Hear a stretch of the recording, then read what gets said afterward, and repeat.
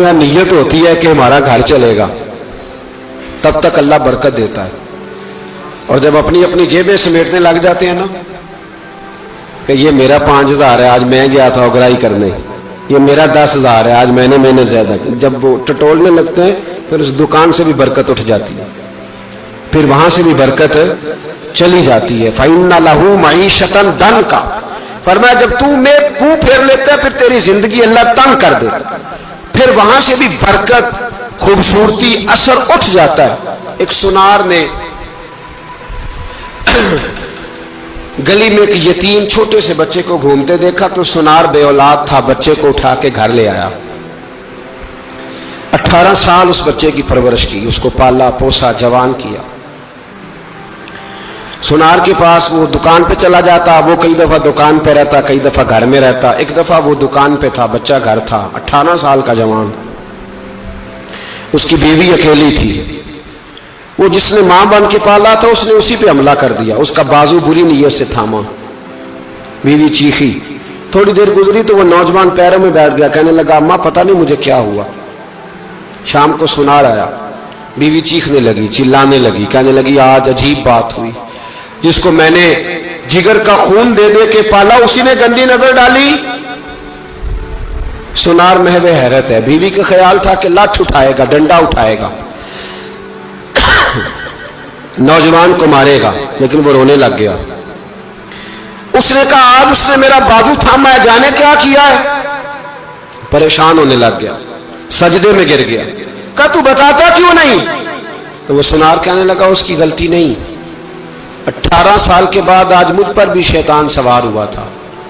एक औरत आई थी, वो अपने बाजुओं में चूड़ियां पहनना चाहती थी तो मैंने भी गंदी नजर से हाथ डाला था, रब करीम ने मुझे फौरन उसकी सजा दी। जिनके घरों में बेटियां होती हैं उनकी नजरें गंदी नहीं होती, जो बेटियों के बाप होते हैं, जो बहनों के भाई होते हैं, उनकी नजरें गंदी। और अगर तू टेलीफोन करता है, तू किसी औरत के साथ ताल्लुक रखता है तो ये बात लिख ले, इमाम फखरुद्दीन राजी 1, अल्लामा इस्माइल हकी 2, मुल्ला जलालुद्दीन रूमी 3, इमाम खाजन 4, इमाम जलालुद्दीन सुयूती 5 हदीस के उस्ताद और मुहद्दिस लिखते हैं कि अगर तू किसी पर गंदी नजर डालेगा तो तेरा घर बच सकता, याद रख नहीं बचेगा।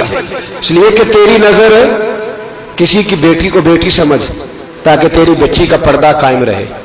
किसी की बहन को, ये क्या बात हुई कि तू जितना मर्जी गंद मुआशरे में फैलाता रहे तेरा घर बचा रहे, ये कैसे हो सकता है। फ़इन्ना लहू मईशतन दंका, अल्लाह फरमाते हैं जिंदगी तंग हो जाएगी तेरे लिए मुश्किल, तू ढूंढता फिरेगा कि मैं मरने को जगह तलाश करूं। सच्ची तौबा करें, खरी तौबा करें। ये गुनाह इंसान को मजबूर कर देते। हजरत अब्दुल्ला बिन मुबारक रहमतुल्लाह ताला अलैह, उनके सैकड़ों शागिर्द थे। एक शागिर्द के इंतकाल का वक्त आया तो घर गए मिलने। आप कहते हैं मैंने जोर लगा लिया पर उसकी जुबान पर कलमा जारी नहीं हुआ। मैं उसे कहता कलमा पढ़ पर उसकी जुबान पर जारी। अल्लाह अकबर, बहुत बड़ी नेमत है। दुआ फरमाए अल्लाह ईमान की मौत अता फरमाए, ईमान की मौत दे, अल्लाह करे ईमान की मौत दे। ऐसे भी लोग देखे हैं, मस्जिद नबवी है, रसूलुल्लाह का शहर है, सर सजदे में है, रूह परवाज कर गई।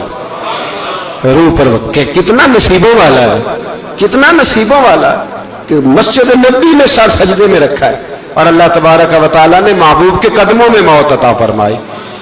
तो हज़रत अब्दुल्ला बिन मुबारक कहते हैं मैंने उसको कहा कलमा पढ़, तो उसकी जुबान पे जारी नहीं होता। मैं बार बार कहता तो वो मिन्नत करता, कहता हुजूर मैं कोशिश करता हूं जारी नहीं होता। फरमाते मैं परेशान होके उठा, अभी मैं दरवाजे पे पहुंचा था, उसने चीख मारी और रूह परवाज कर गई।